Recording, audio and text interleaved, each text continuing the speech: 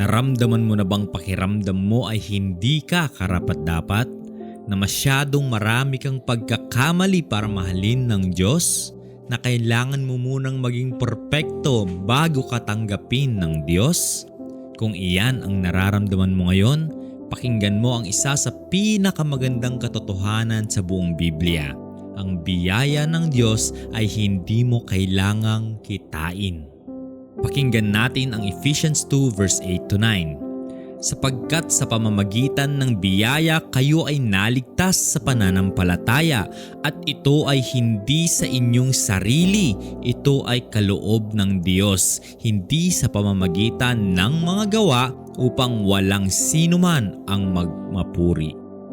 Tatlong salitang gusto kong i-focus natin. Kaloob ng Diyos, hindi bayad, hindi gantimpala, kaloob. Ibig sabihin, libre, walang kondisyon para sa iyo kahit sino ka man, kahit ano ang nagawa mo, kahit gaano ka kalayo sa Diyos ngayon. Ang salitang biyaya sa Griego ay charis.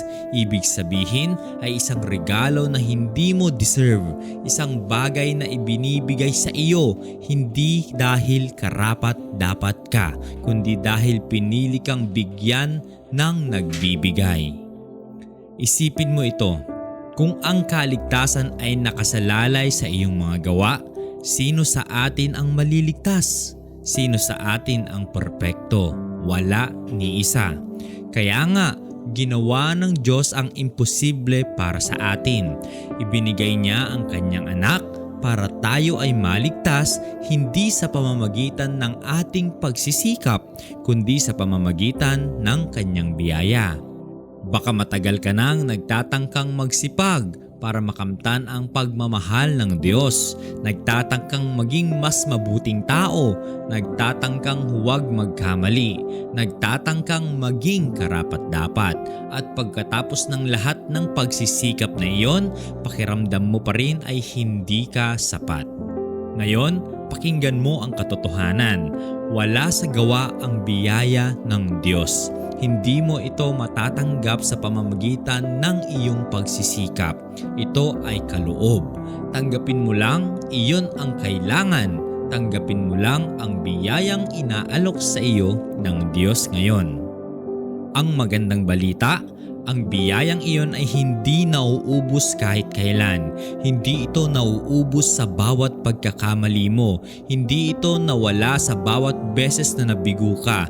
Basta tunay ang ating pagtanggap sa Kanya at susundin natin ang Kanyang mga kagustuhan para sa atin. Ang biyaya ng Diyos ay bago sa bawat umaga at sapat para sa lahat ng iyong mga kakulangan. Baka ngayon ay may nagagawa kang kasalanan na nahihiya kang ilapit sa Diyos. Baka pakiramdam mo ay masyado ka nang malayo para bumalik. Baka naniniwala kang kailangan mo munang ayusin ang iyong sarili bago ka lumapit sa Diyos. Pero ang biyaya ay nagsasabi ng kabaliktaran. Pumunta ka sa Diyos ngayon, buo ka man o sira. At doon mo mahahanap ang lakas para magbago. Hindi mo kailangang magbago bago lumapit. Lumapit ka muna at ang biyaya ng Diyos ang magbabago sa iyo. Tanggapin mo ang biyaya ngayon, libre ito. Para sa iyo ito at walang anuman ang makakaalis nito sa iyo. Manalangin tayo. Panginoon, salamat po sa iyong biyaya na hindi namin nakita. Salamat na kahit hindi kami karapat-dapat, pinili mo kaming iligtas, hindi sa pamamagitan ng aming mga gawa, kundi sa pamamagitan ng iyong walang hanggang biyaya. Ngayon, tinatanggap namin ang biyayang iyon at pinipili naming mamuhay bilang mga taong nakaranas ng iyong biyaya. Sa pangalan ni Jesucristo, Amen. Tandaan, sa pamamagitan ng biyaya kayo ay naligtas, hindi sa inyong sarili dahil kaloob ito ng Diyos. Tanggapin mo iyon ngayon.